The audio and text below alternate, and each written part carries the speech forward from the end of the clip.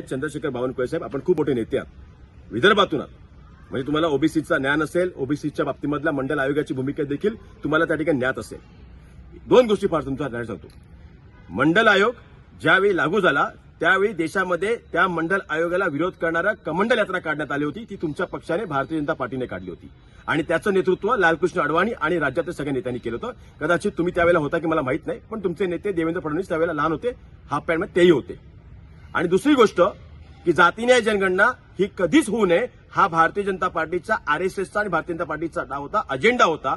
मोहन भागवत यांनी स्पष्ट म्हटलं होतं की या देशामध्ये जातीन्याय जनगणना होता कामा नये.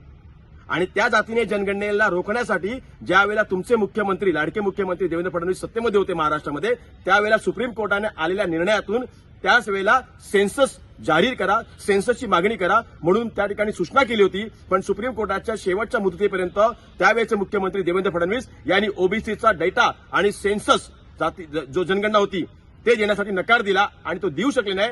याच्यामुळे ओबीसीच्या हक्काचं आरक्षण स्थगित झालं आणि ते न्यायालयात गेलं. जरा चंद्रशेखर बावनकुळे साहेब, अभ्यास करा आणि बोला.